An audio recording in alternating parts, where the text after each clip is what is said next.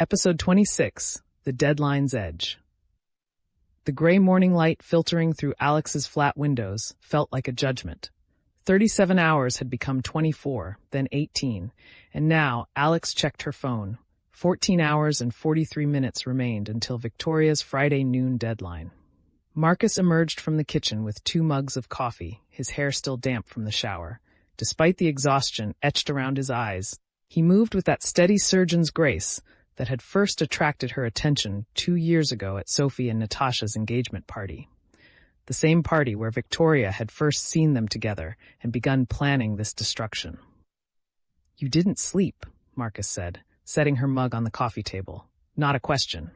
Neither did you." Alex wrapped her hands around the ceramic warmth. Through the windows, London was waking up. Early commuters hurrying toward the tube, delivery vans navigating narrow streets, the city indifferent to the countdown ticking away her career and everyone she loved. Her phone buzzed. "Sophie. We're coming over. Natasha's making her famous hangover breakfast even though none of us are hungover. Be there in 20. Alex showed Marcus the message. He managed a tired smile. "Your friends don't give up, do they?" "They're your friends too now." Alex's throat tightened. "Which is why Victoria has files on them. Sophie's gambling debt. Natasha's?" She stopped. She still hadn't told Marcus about Natasha's affair with James Hartley, the kiss that had happened before the engagement, but that Victoria had twisted into something worse. "Whatever Victoria claims to have, we face it together." Marcus sat beside her, close enough that their thighs touched. "You told her yesterday that you understood her pain, that you'd help her find another way. Do you think she listened?" Alex replayed their conversation at the painted bridge in her mind. Victoria's breakdown when Alex acknowledged her role in Julia Hartwell's suffering. The way Victoria's hands had trembled when she'd talked about her mother's suicide. The moment when something had shifted in Victoria's eyes. Recognition, maybe, or the first crack in 6 years of hardened rage. "I don't know," Alex admitted. "She left without releasing the files. But that doesn't mean she won't. It just means she's thinking about it. Or setting up something worse." The words hung between them like smoke. Alex's phone buzzed again. Not Sophie this time, but an unknown number. Her pulse spiked. The message contained a single photo. Victoria sitting in what looked like a cheap hotel room, her laptop open in front of her, the countdown timer visible on the screen. 13 hours, 58 minutes. Victoria's face was gaunt, shadows under her eyes suggesting she'd slept as little as Alex had. Below the photo, "You showed me more humanity in 30 minutes than you did in 3 years. I'm still deciding if it matters." "She's watching the clock, too," Marcus observed, torturing herself with the same countdown. Alex typed quickly. "It should matter. Not because of what I want, but because of what your mother would want. Julia wouldn't want you to become what destroyed her." The response came within seconds. "Don't you dare tell me what my mother would want. You never knew her. You destroyed her without ever seeing her as human." Alex's fingers hesitated over the keyboard. Marcus's hand covered hers. "Don't engage," he said quietly. "Not yet. Let her sit with yesterday's conversation. Pushing now might make her defensive." He was right. Alex set down the phone just as the buzzer sounded. Sophie and Natasha, early as always when crisis loomed. 20 minutes later, the 4 of them sat around Alex's dining table, plates of Natasha's scrambled eggs and smoked salmon untouched, except for Marcus's determined efforts to eat. Sophie had her laptop open, tracking Victoria's digital footprint with the focused intensity that made her one of London's top cybersecurity consultants. "The surveillance equipment Detective Okonkwo's team found yesterday," Sophie said, fingers flying across her keyboard, "was purchased from 3 different suppliers over the past 6 months, all paid for with prepaid credit cards bought with cash." Victoria was careful. "But not careful enough," Natasha added, scrolling through her own tablet. "I've been researching Julia Hartwell's suicide. The coroner's report is public record. She left a note." Alex's stomach clenched. What did it say? That she was sorry, that she'd failed her daughter, that Victoria should move on and build a life worth living. Natasha looked up, her eyes sharp with the PR strategist's ability to see angles. Julia Hartwell's last words to her daughter were literally telling her not to do this. "Victoria knows that," Alex said slowly. She must have read that note 1,000 times. But grief doesn't follow logic. She's rewritten her mother's death in her mind, made it about revenge instead of release. Sophie closed her laptop with a decisive click. Then we need to show her what her mother actually wanted. Can we get a copy of that coroner's report? The actual note? Detective Okonkwo might be able to pull it, Marcus suggested, if we explain why. Alex's phone buzzed again. This time, the message made her blood run cold. Tell Sophie I know about the 47,000 pounds. Tell Natasha I know about James Hartley. Tell Marcus I know about Edinburgh. All of it, not just Claire Morrison. Tell your father I know about the Thornton payments. I know everything, Alexandra. And in 13 hours, everyone else will too. The room went silent. Sophie's face had gone pale. Natasha's jaw tightened. Marcus looked confused. What about Edinburgh beyond Claire Morrison? Sophie, Alex said carefully. Victoria mentioned gambling debts yesterday. Is there something you need to tell us? Sophie's hands clenched into fists on the table. Natasha reached over, covering them with her own. It's okay, Natasha murmured. They're our family. They won't judge. I have a problem, Sophie said, the words coming out in a rush. Had a problem. I've been going to Gamblers Anonymous for 4 months.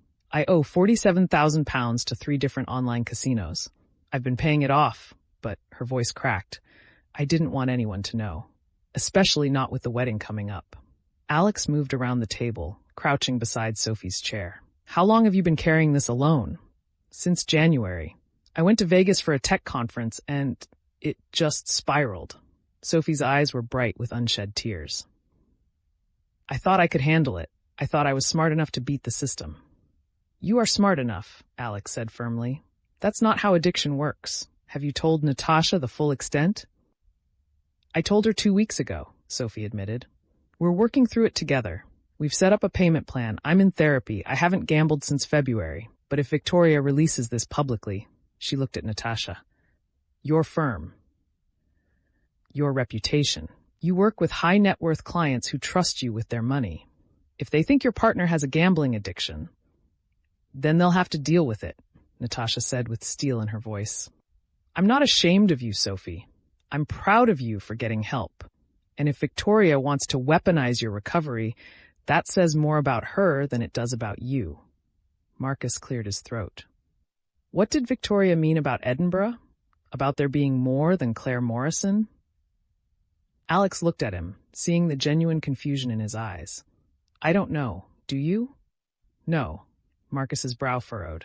Claire, that whole situation was the worst thing that happened to me before I met you. But there's nothing else. Unless...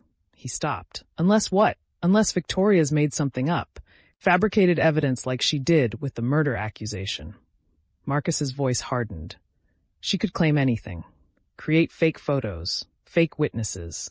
We proved my innocence on Claire's murder, but that doesn't mean she's given up on destroying me through Edinburgh. Alex's phone rang. Detective Okonkwo. We've traced Victoria's location, the detective said without preamble. The photo she sent you this morning was taken at the Premier Inn near Paddington Station, room 347. We're mobilizing now, but I wanted to give you advance notice. This ends today, one way or another. Wait, Alex said quickly. Don't arrest her yet. Ms. Morrison, give me 2 hours. Let me go talk to her. Alone. Alex ignored Marcus's sharp intake of breath. Sophie's muttered protest. If you arrest her now, that automated system releases everything. But if I can convince her to surrender, to shut it down herself. Absolutely not, Okonkwo said flatly. Victoria Hartwell is dangerous. She's unstable. I'm not sending you into a hotel room with her unsupervised. Then supervise. Wire me. Put armed officers in the hallway, but let me try to reach her before you go in with handcuffs.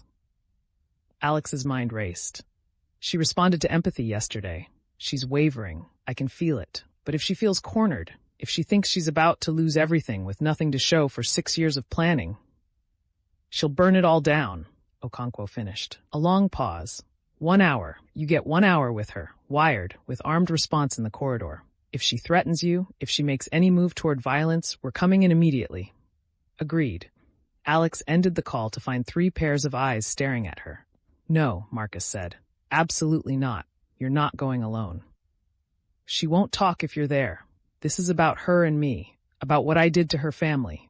Alex stood, already moving toward her bedroom to change. Detective Okonkwo will have officers everywhere. I'll be safe. Safe isn't the same as smart, Natasha called after her. Victoria's been planning this for 6 years. What makes you think one conversation will change her mind? Alex paused in the doorway.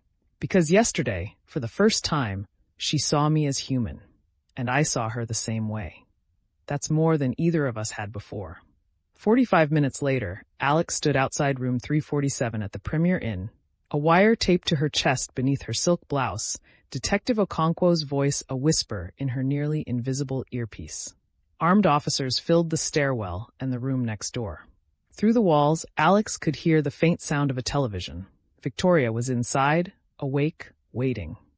Alex knocked. The door opened immediately, as if Victoria had been standing right behind it. She looked worse than in the photo. Her hair unwashed, her clothes rumpled, her eyes red-rimmed from crying or lack of sleep or both. The laptop sat open on the desk, the countdown timer prominent. 11 hours, 47 minutes. You found me, Victoria said flatly. I knew you would. I wanted you to. Can I come in? Victoria stepped back, leaving the door open. Alex entered, hyper-aware of the wire against her skin, the officers listening to every word. The room was sparse. Just a bed, a desk, a small bathroom visible through an open door. No personal items except the laptop and Victoria's phone charging on the nightstand. You can close the door, Victoria said, reading Alex's hesitation. I'm not going to hurt you. That was never the plan. Alex closed the door but stayed near it. What is the plan, Victoria? The deadline's in less than 12 hours. You left the painted bridge yesterday without releasing the files. You sent me that message this morning saying you're still deciding. So decide. What do you actually want? I want my mother back, Victoria said, her voice breaking. I want my sister back. I want the life I had before you destroyed everything. I can't give you that. No one can. Alex took a careful step forward. But you can still have a life. Your mother's suicide note, she told you to move on, to build something worth living for. Don't. Victoria's hands clenched. Don't quote my mother's note at me. I've read it 10,000 times. I know what she said. But she wrote that note because you broke her. You destroyed her in that courtroom so thoroughly that she couldn't see any other way out.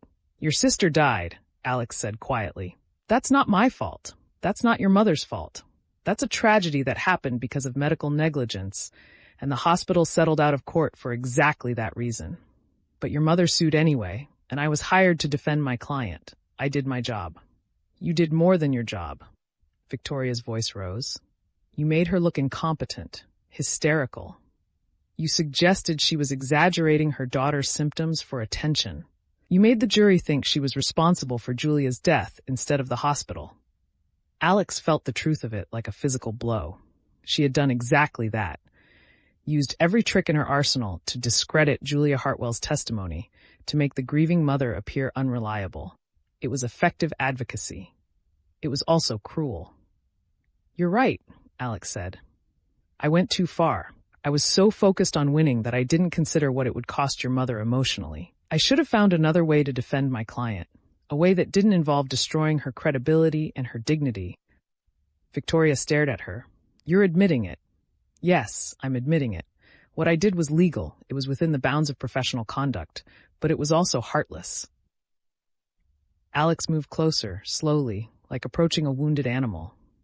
And I'm sorry. Truly sorry. Not because you're threatening me, but because I should have been sorry 6 years ago and I wasn't. Tears spilled down Victoria's cheeks. That doesn't bring them back. No, but it might give you a different path forward. Alex gestured to the laptop. You have files on everyone I love. Sophie's gambling addiction. Natasha's kiss with James Hartley. My father's involvement in the Thornton case. Marcus's past in Edinburgh. You could release all of it in, she checked the screen, 11 hours and 32 minutes. You could destroy all of us. I should, Victoria whispered. You deserve it. Maybe. But what happens after? You've spent 6 years planning this revenge. You've manipulated Emma Wright, worked with Thomas Vale, collected evidence, built automated systems. You've made this your entire life. Alex's voice softened. And when it's over, when you've destroyed me and everyone I love, what will you have? Another 6 years of emptiness? Another decade of rage with nowhere to put it? Victoria sank onto the bed, her shoulders shaking. I don't know how to be anything else anymore. Then let me help you figure it out.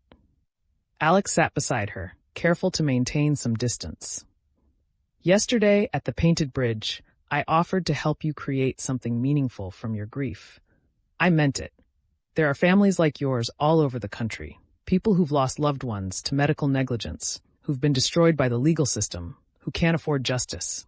You could help them. How? Victoria's voice was barely audible. Advocacy, reform. You could work with medical malpractice victims' organizations, push for changes in how these cases are handled, campaign for better legal aid, for caps on court costs, for protections against aggressive cross-examination tactics. Alex's words came faster, the lawyer in her building a case.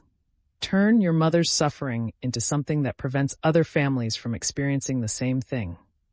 Make her death mean something beyond revenge. Victoria looked up, her eyes searching Alex's face. You'd help me? After everything I've done to you? I'd help you. Not to save myself, though I won't pretend I don't want that, but because it's the right thing to do. Because your mother deserved better than what she got from me, and her memory deserves better than this. Alex gestured to the laptop again. That countdown timer isn't just measuring time until you destroy us. It's measuring time until you destroy yourself. Because once you release those files, once you cross that line, there's no coming back. You'll be arrested, prosecuted. Your life will be over at 28 years old. My life ended 6 years ago, Victoria said, but there was less conviction in her voice now. No, your life paused. It got stuck in grief and rage and the need for revenge. But it doesn't have to stay there. Alex pulled out her phone, pulled up the coroner's report Natasha had found. Read your mother's note again. Really read it. What did she want for you? Victoria took the phone with shaking hands, her eyes scanning the familiar words. Fresh tears fell. She wanted me to be happy. She wanted me to let go. Then honor that. Let go of this. Alex's voice was gentle but firm. Delete the files. Shut down the automated system. Turn yourself in to Detective Okonkwo. She's waiting in the hallway, by the way. You knew that, right? A ghost of a smile crossed Victoria's face. I saw the armed officers when I checked the peephole. I'm not stupid. I never thought you were. You're brilliant. You planned and executed a 6-year revenge plot that almost worked. But almost is the key word. Because at the last moment you're hesitating. You're questioning. You're remembering that you're more than just grief and rage. Alex stood, offering her hand. Come with me. Talk to Detective Okonkwo. Cooperate fully. Yes, you'll face charges. Yes, there will be consequences. But you'll be alive. And you'll have the chance to build something meaningful instead of just destroying things. Victoria stared at Alex's outstretched hand for a long moment. The laptop's timer ticked down. 11 hours, 28 minutes. Outside the window, London's morning rush hour was in full swing. People going to work, living their lives, unaware of the crisis being resolved or exploding in this anonymous hotel room. If I do this, Victoria said slowly, if I surrender and delete the files, will you really help me? Or is this just another manipulation? Another way to win? I'll really help you. I'll put it in writing. I'll testify on your behalf at sentencing about your cooperation and your mother's wishes. I'll connect you with victims' advocacy groups and help you build a platform for reform. Alex kept her hand extended. This isn't about winning anymore, Victoria. This is about both of us choosing to be better than we've been. Victoria looked at the laptop one last time, at the countdown timer that represented 6 years of planning and pain. Then she looked at Alex's hand, at the possibility of a different future. She took it. Alex helped her stand, then moved to the door and opened it. Detective Okonkwo stood in the hallway with 4 armed officers, all tensed for action. But Alex shook her head slightly. Victoria wants to cooperate, Alex said. She's going to delete the files and shut down the automated system. Then she's going to surrender voluntarily. Isn't that right, Victoria? Victoria nodded, moving to the laptop with Alex and Okonkwo flanking her. Her fingers trembled as she accessed the file system, located the folders containing everyone's information, and highlighted them all. Her finger hovered over the delete key. Last chance, she whispered, not to Alex, but to herself, to the ghost of her mother, to the 6 years of rage that had defined her adult life. She pressed delete. The files vanished. Victoria navigated to her email system, found the automated sending schedule, and disabled it. Then she closed the laptop and turned to Detective Okonkwo. "I'm ready to make a statement," Victoria said. "I'll tell you everything. About Thomas Vale, about Emma Wright, about all of it. I want to cooperate fully." Okonkwo nodded, gesturing to one of the officers to collect the laptop as evidence. "Victoria Hartwell, I'm arresting you on suspicion of harassment, stalking, conspiracy to pervert the course of justice, and criminal damage. You do not have to say anything, but it may harm your defense if you do not mention when questioned something which you later rely on in court. Anything you do say may be given in evidence."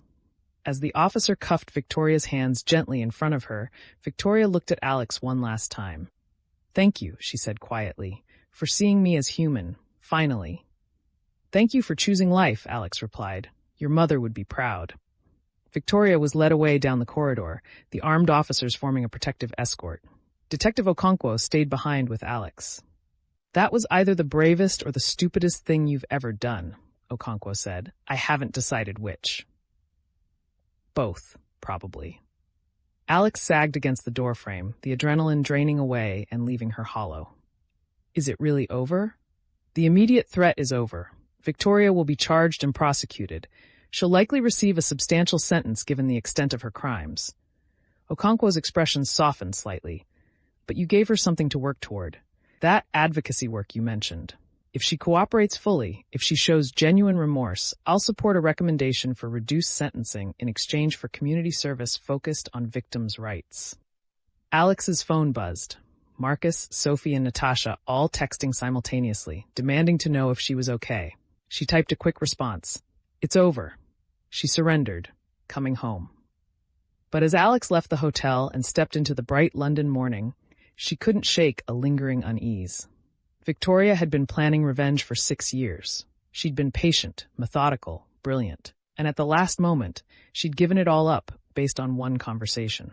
Either Alex had genuinely reached her, had found the humanity beneath the rage, and offered a path to redemption, or Victoria had one final play that Alex hadn't seen yet. The thought followed Alex all the way home. A shadow she couldn't quite dispel, despite the sunshine and the relieved embraces of her friends and the knowledge that the files were deleted and the deadline had passed. Somewhere in the back of her mind, a voice whispered, 6 years of planning doesn't end with one conversation. Check again. Look closer. What did you miss? But Alex pushed the voice away. Victoria had surrendered. The files were gone. It was over. It had to be over. Didn't it? Thanks for watching our stories. Don't forget to like and subscribe for more epic adventures. Thanks for watching our stories. Don't forget to like and subscribe for more epic adventures.